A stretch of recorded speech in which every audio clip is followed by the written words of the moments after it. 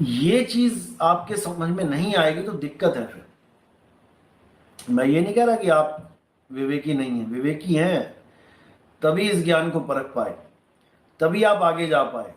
लेकिन आगे जाने के बाद अगर वापस बैक गियर लगाएंगे तो मैं उसको विवेकी नहीं बोलता। हालांकि आपकी मर्जी है, आप जो मर्जी करो, कोई किसी को कोई चिंता नहीं है, कोई टेंशन नहीं है। त्रिकुटी के बारे में फिर क्लियर कर देता हूं, बहुत बार क्लियर किया है मैंने। जो त्रिकुटी है, एक तो है संतों की त्रिकुटी और एक है योगियों की त्रिकुटी। जो योगियों की त्रिकुटी है उसमें बहुत से योगी ध्यान लगाते लगाते दुनिया छोड़ के चले गए, लेकिन उनका कुछ बना नहीं। कोई कहे कि उनको परमात्मा मिल गया, भूल जाओ।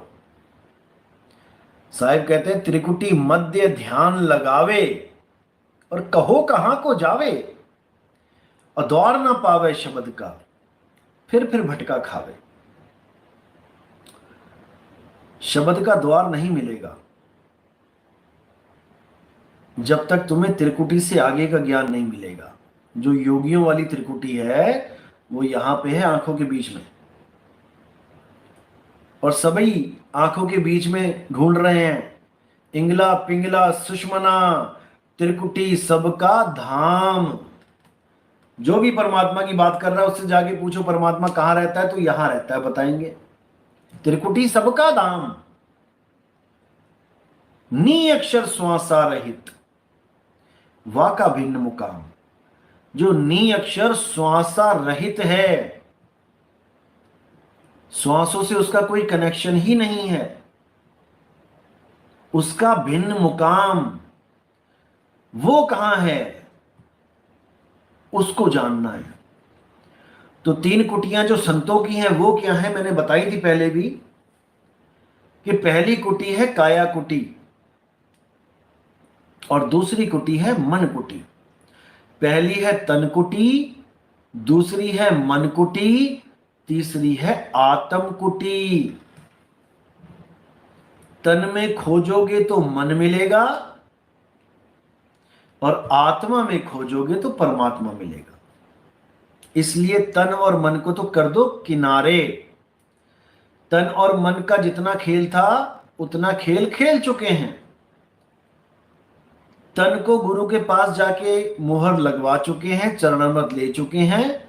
मन के द्वारा हम गुरु को अपना चुके हैं, मन के द्वारा हमने गुरु को अपना मान लिया है। बस इतना खेल बहुत है तन और मन का। अब आगे खेल है सुरत और आत्म शब्द का। वहां पर ये तन मन का खेल ही नहीं है। शरीरों के साथ तुम्हारा कनेक्शन रहना ही नहीं चाहिए। 24 घंटे तुम विदेही अवस्था में रहो। इस तन को एक झोपड़ी मान के रहो। इस तन को झोपड़ी मान के रहोगे तभी ये झोपड़ी खाली करने की तैयारी पल पल करते रहोगे। अगर इस तन को तुम अपना स्वरूप मान बैठे तो इसको कैसे छोड़ोगे? तब तो तुम्हें लगेगा हाय मैं ही मर गया, हाय मैं नहीं मरना चाहता। कैसे छोड़ोगे?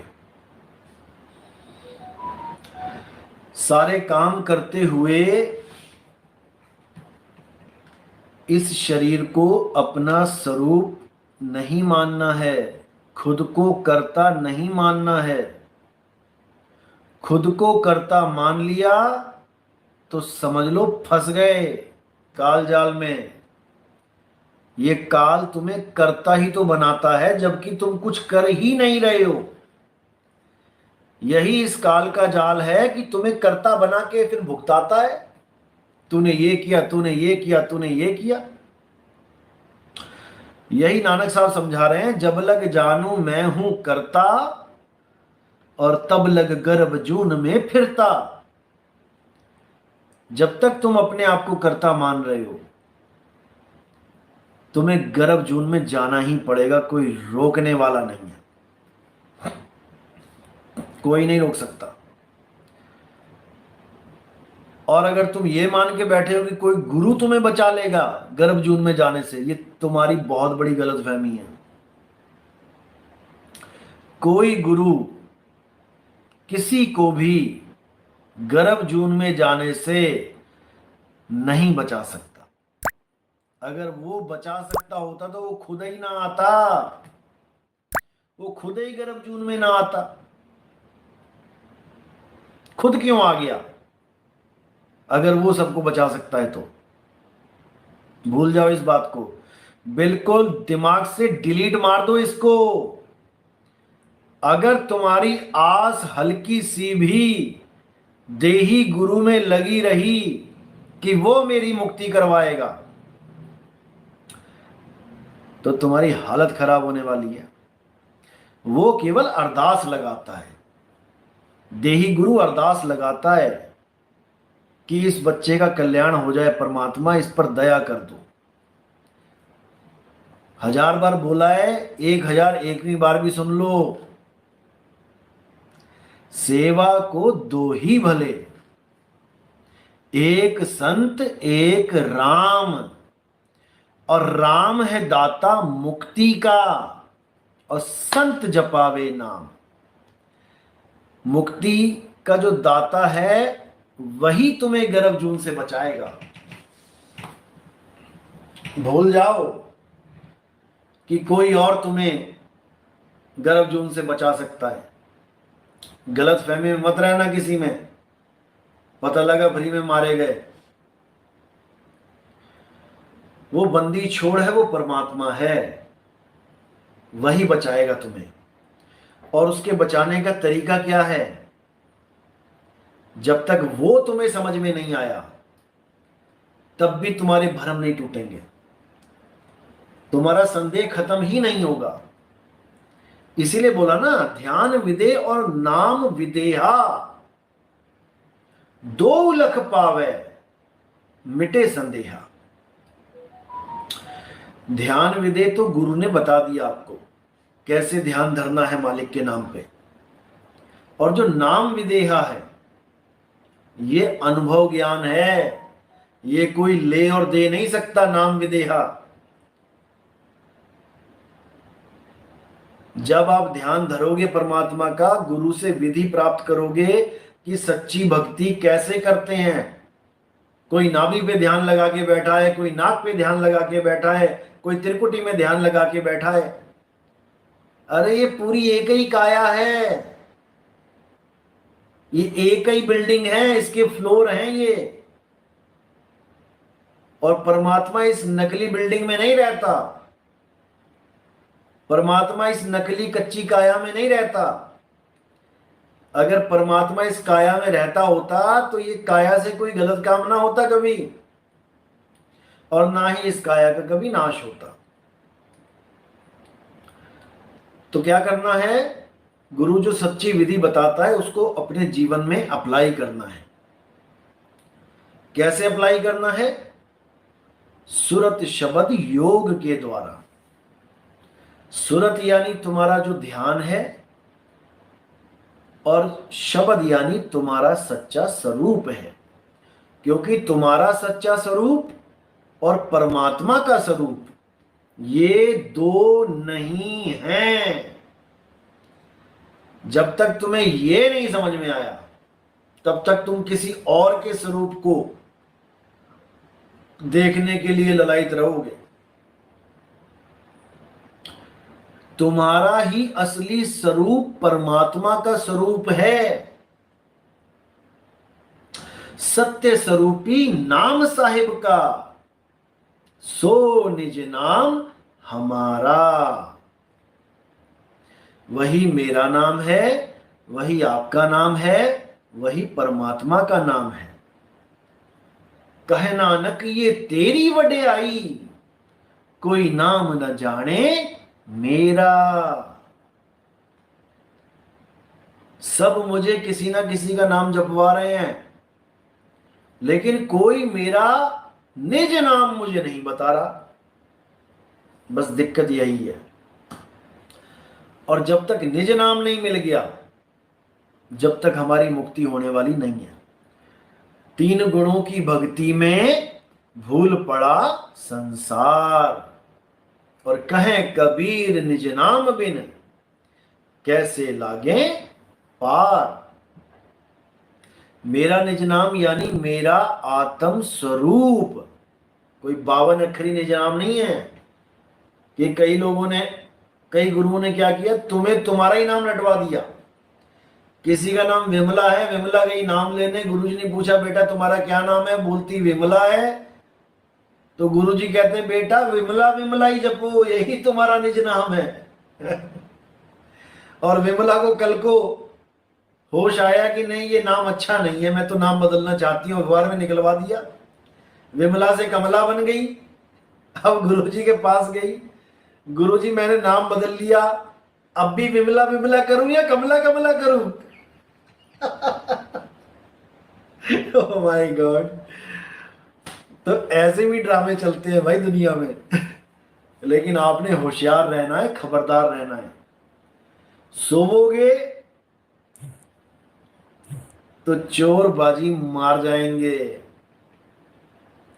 और जागे रहोगे तो खजाना सेफ रहेगा।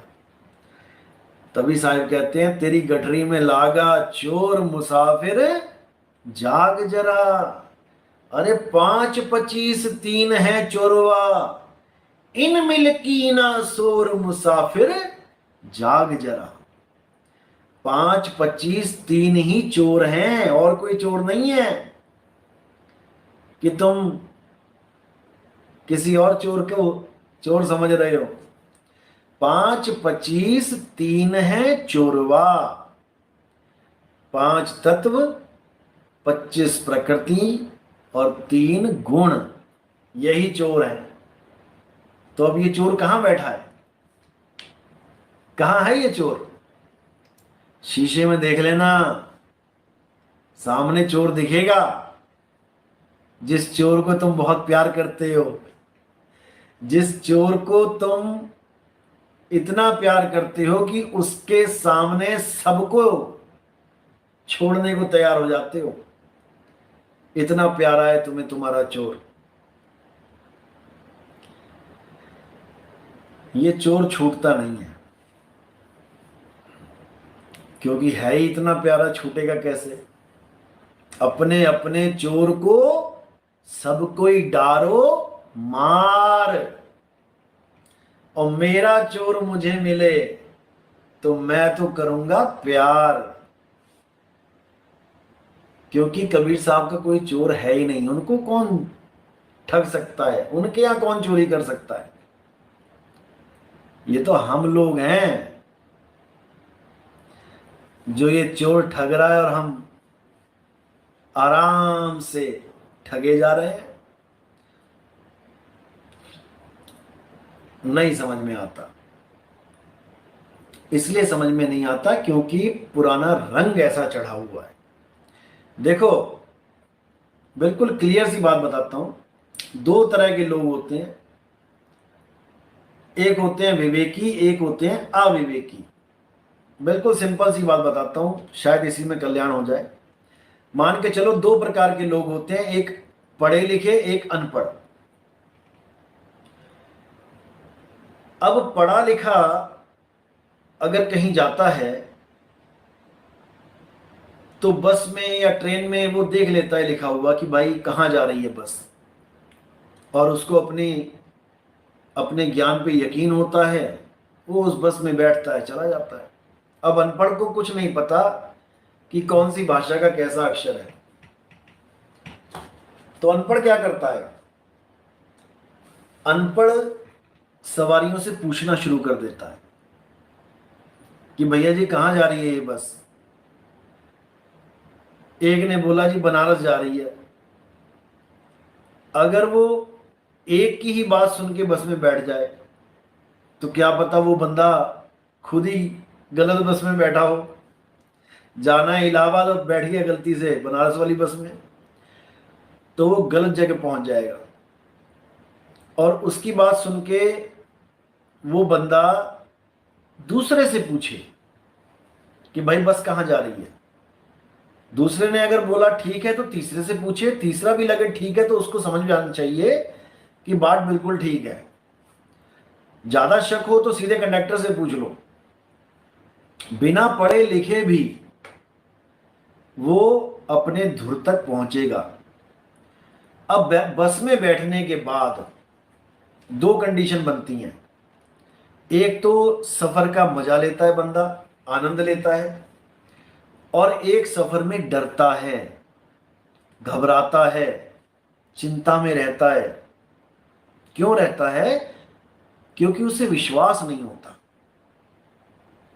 कि जिस बस में मैं जा रहा हूं ये बस सही जगह पहुंचाएगी भी कि नहीं। अगर तो उसे पूर्ण विश्वास हो गया फिर तो वो एंजॉय करता जाता है, नदियां देखता जाता है, पहाड़ देखता जाता है, जंगलों को देखता जाता है। फिर तो वो प्रकृति का मजा ले रहा है, आनंद ले रहा है। और अगर उसको यकीन नहीं है, यानी वो विचलित है, इतने लोगों से पूछने के बाद भी और पढ़ने के बाद भी, तो वो सफर का आनंद तो नहीं ले सकता। वो तो घबराता हुआ ही जाएगा।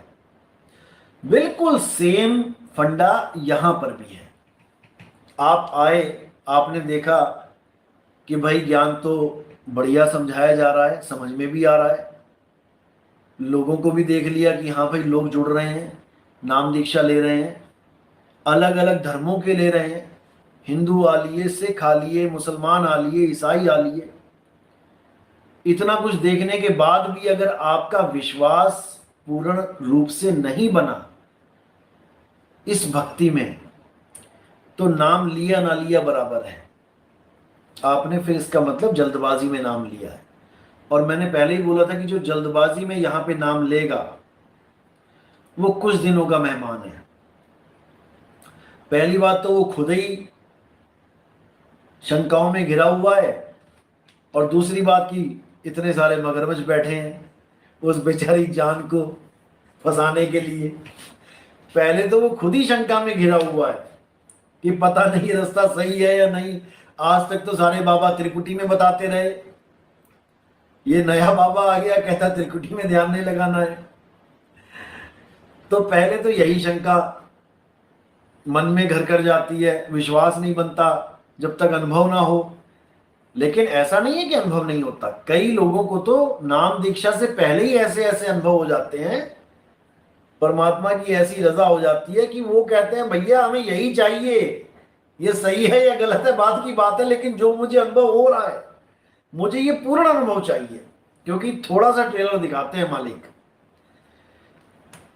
जब आप कहीं जाते हो गली में और कहीं से खुशबू आ रही हो, तो भले मान के चलो हलवे की खुशबू आ रही है, कड़ा प्रसादा बनाया किसी ने, ते भावें कड़ा प्रसादे तक तुसी पहुंच नहीं पाए,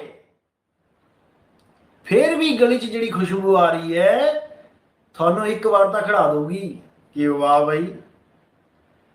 मतलब हिंदी में बता देता हूं, यानी आप अगर किसी गली में जा रहे हैं और कहीं पर हलवा बन रहा है देसी घी का, तो भले आप कढ़ाई तक नहीं पहुंच पाए, लेकिन उसकी खुशबू जहां आपको आएगी तो 2 मिनट तो आपको खड़ा कर देगी वहीं पे कि क्या बात है। अब उसकी खुशबू ही तुम्हें खींचती ले जाएगी अगर तुम्हें वो सच में चाहिए तो। और जब खुशबू आ गई फिर कोई 1000 बार बोले नहीं नहीं नहीं कोई कड़ा प्रसाद नहीं बन रहे अंदर यानी कोई 1000 बार कहे नहीं नहीं नहीं अंदर कोई हलवा नहीं बन रहा है, ओ भाई खुशबू आ रही है। तेरे कहने ना कहने का फर्क नहीं पड़ता यहां पे। तो जिसको उसकी मस्ती का ट्रेलर मिल जाए,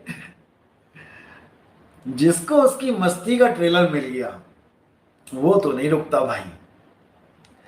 अब जिसकी किस्मत ही माड़ी है उसको बेचारे को वैसे ही जुकाम हुआ पड़ा, दोनों नाक बंद है, वो बेचारा क्या करे।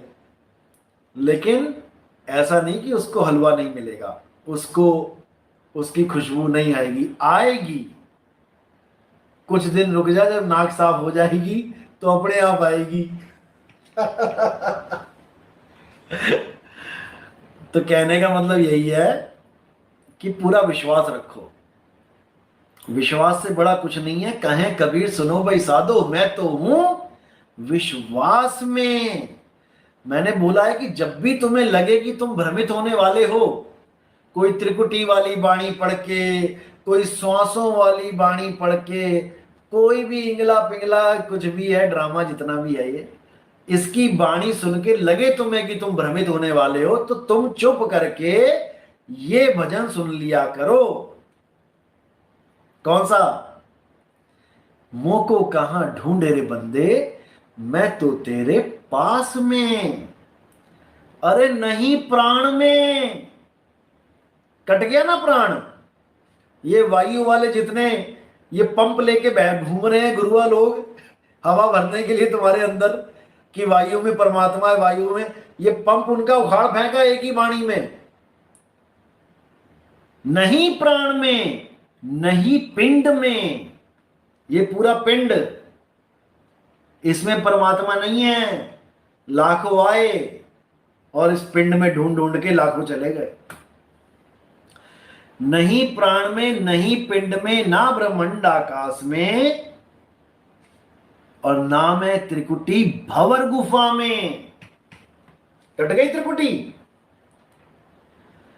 अभी भी त्रिकुटी में ढूंढना है क्या? नाम है त्रिकुटी भंवर गुफा में, सब श्वासों की श्वास में। अब यहां आ जाओ। अगर सब श्वासों की श्वास में आना है तब भी आ जाओ, और अगर बिल्कुल क्लियर करवाना है तो बोलो नहीं श्वासों की श्वास में, क्योंकि नहीं प्राण में पहले ही बोल दिया है। प्राण में और श्वास में पहले फर्क ही बता देना। जितने ये प्राण योगी बने बैठे हैं, श्वासा वाले, नाभि वाले, तुम नहीं प्राण में और नहीं श्वास में, इसमें फर्क बता देना। नहीं बता पाओगे भाई। तो बिल्कुल क्लियर है, ना श्वासों की श्वास में।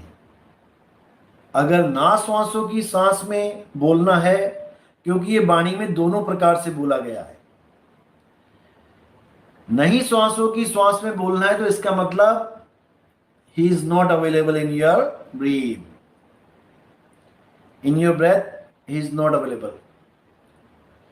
और अगर सब श्वासों की श्वास में ये बोलना है तो फिर आ जाओ, श्वासों की भी जो श्वास है उसमें वो है।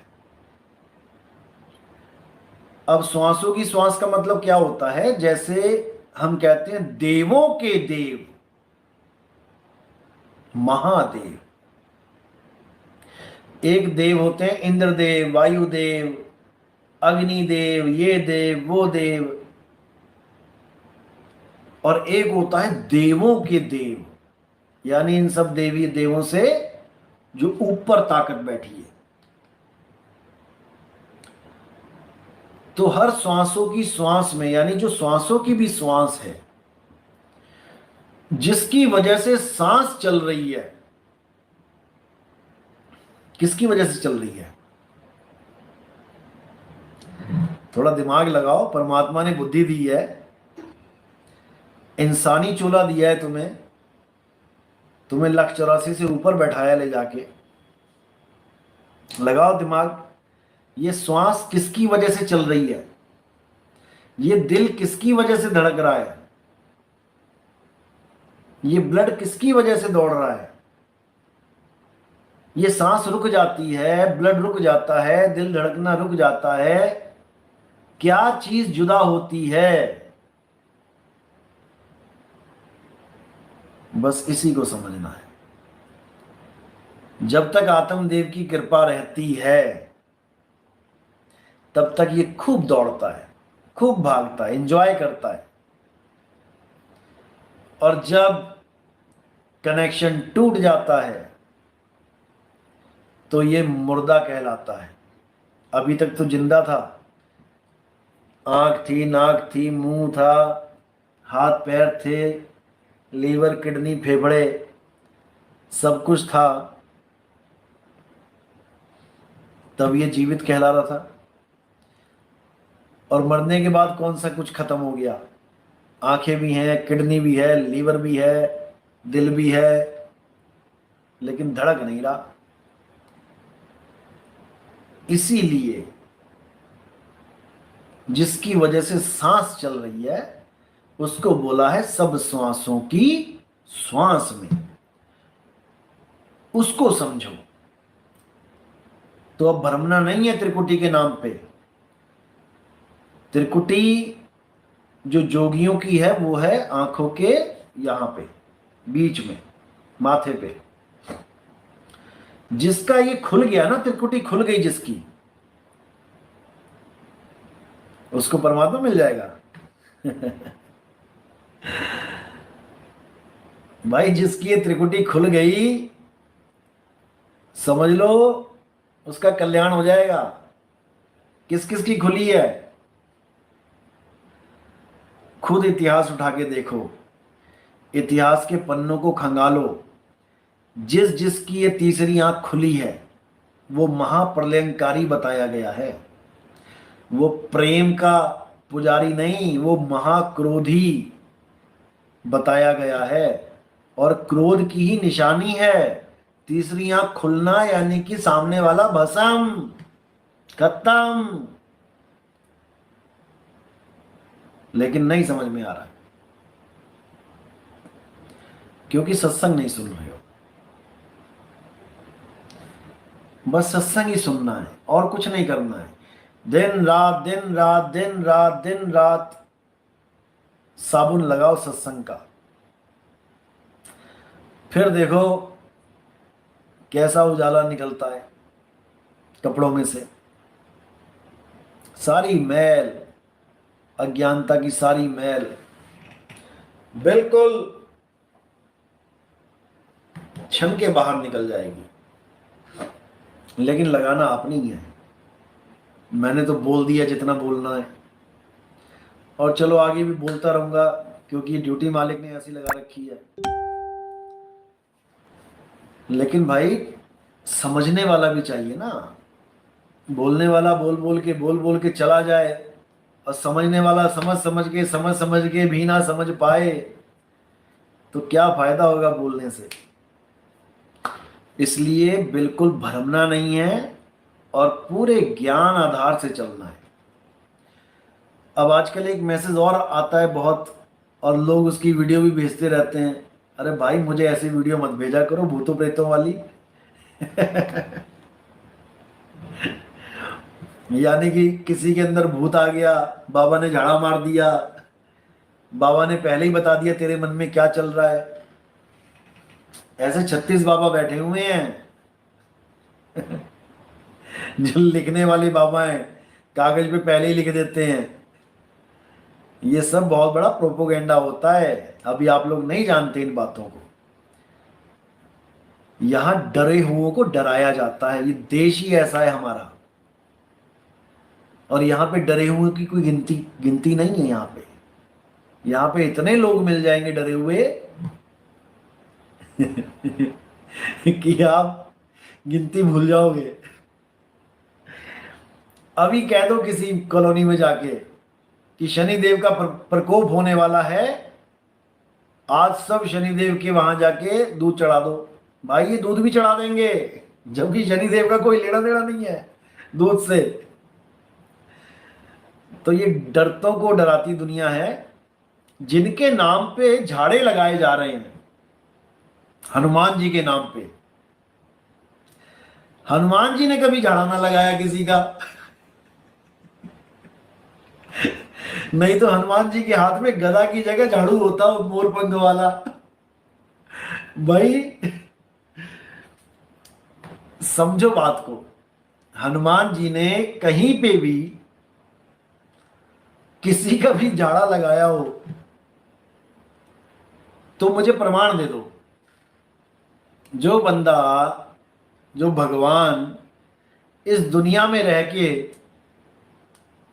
कभी एक झाड़ा नहीं लगाया जिसने किसी का, उसके नाम पे सारे झाड़े लग रहे हैं। अब बताओ। और कोई कहता मेरे अंदर हनुमान आ गया, मेरे अंदर माता आ गई। एक वीडियो भेजी थी किसी ने, बहुत बढ़िया लगी। वो कहता जिसके अंदर माता आ गई, जिसके भी अंदर माता आ गई, कैसे चेक करें कि माता आई है या कुछ नहीं है उसमें? कहता चिड़ियाघर ले जाओ, वहां शेर के पिंजरे में उसको डाल दो, अगर उसके अंदर माता आई होगी तो शेर पे चढ़ के बैठ जाएगी। और अगर माता नहीं होगी तो शेर उसके ऊपर चढ़ के बैठ जाएगा। बिल्कुल दूध का दूध पानी का पानी। यानी कि कोई संदेह वहां पर रहना ही नहीं है। और जो कहते हैं हनुमान जी आ गए किसी के अंदर, बालाजी प्रवेश कर गए और पता नहीं क्या क्या बोलते हैं, तो हनुमान जी तो उड़ते हैं। अगर वो बंदा उड़ने लग गया तो समझ जाना कि हनुमान जी आ गए, और अगर बंदा नीचे गिर गया तो समझ जाना कि तो भाई ये भारत देश है, यहां सब चलता है, यहां सब चलता है। धर्म के नाम पे, आस्था के नाम पे यहां सब चलता है। बस तुम सवाल मत करो इन लोग से, तो सब ठीक है। जहां तुमने तर्क किया वहीं ये सब तुम्हारे विरोधी बन बैठते हैं। क्यों? क्योंकि धंधा है, भगवान के नाम का धंधा है। बड़े बड़े आश्रम बनाने हैं, पैसा इकट्ठा करना है, एक पैसा लेके नहीं जाना इन्होंने कहीं। इनसे कोई इतना पूछ ले, केवल अपनी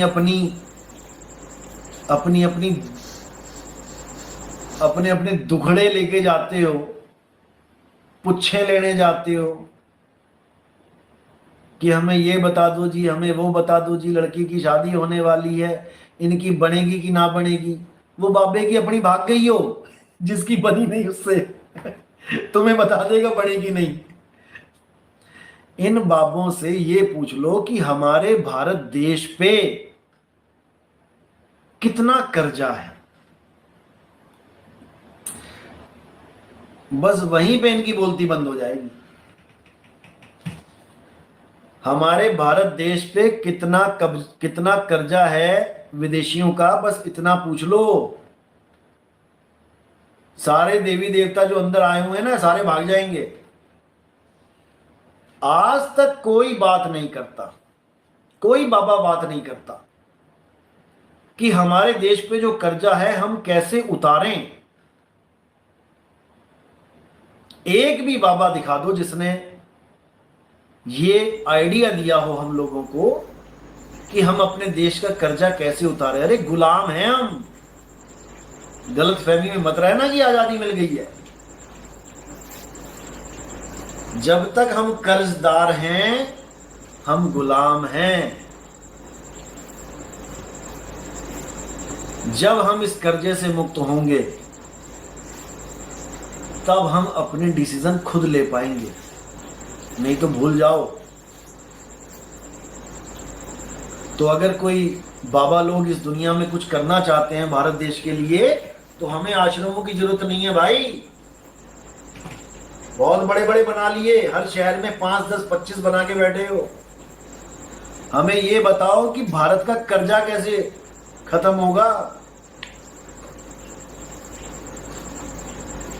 हर आदमी कर्जे में डूबा हुआ है। इस कर्जे को आप डिवाइडेड बाय जनसंख्या कर दोगे ना, आपको समझ में आ जाएगा कितने हजार का कर्जा है आप एक सिंगल बंदे पे। आप कर्जदार ही पैदा हुए हो, और आपकी सारी जनरेशन, भले तुम करोड़पति बन जाओ, तुम भी कर्जे में ही हो। जब वहां से हुक्म आएगा तो तुम्हारी नहीं चलेगी यहां पे। तो इन बाबों का चक्कर छोड़ो और सब एकजुट हो जाओ, और भारत को विश्व गुरु अगर बनाना है तो पहले इसको गुलामी से तो बाहर निकाल दो, नहीं तो कुछ होने वाला नहीं है। चलो ये तो हो गया अपना टॉपिक भारत देश का। बाकी इस पे भी आगे बात करेंगे, बहुत कुछ बोलना है अभी, क्योंकि ये भी हमारा ही देश है। हालांकि चलो हम इस देश में रहते हुए भी इस देश के नहीं है, लेकिन जहाँ पर हम जन्म लेते हैं, हमारा शरीर जन्म लेता है, हमारे कुछ फर्ज होते हैं उस देश के प्रति। जहाँ का हम नमक खाते हैं, हमें नमक हलाली भी करनी पड़ती है। तो त्रिपुटी क्लियर हो गया, त्रिपुटी में ध्यान नहीं लगाना है। और जो लोग लगाते हैं, चलो कुछ नहीं से कुछ भला करते हैं, जो कुछ भी नहीं करते, जिनके ज्ञान एबीसीडी भी समझ में नहीं आई मूल ज्ञान की, वो अगर त्रिपुटी में ध्यान लगाते हैं, वो अगर श्वासों में ध्यान लगाते हैं, सोहंग सोहंग का जाप, अजपा जाप जपते हैं, तब भी मच बेटर देन नथिंग, अच्छा है। कुछ नहीं से कुछ भला है, लेकिन कुछ से काम नहीं चलता है, सब कुछ से काम चलता है, पूर्ण से काम चलता है। भक्ति है लेकिन पूर्ण भक्ति नहीं है। जैसे राम राम राम राम जपो, ये भी भक्ति है, इसको कोई पाप नहीं बोलेगा। अगर तुम राम राम का जाप करते हो तो कोई ऐसा इस दुनिया में पैदा नहीं हुआ जो ये बोले कि राम राम जपना पाप है। पाप नहीं है, राम राम जपना भी भक्ति है, लेकिन लेवल थोड़ा डाउन। क्योंकि राम राम या कबीर कबीर या अल्लाह अल्लाह या वाहिगुरु वाहिगुरु, ये सब 52 अक्षर की भक्ति है।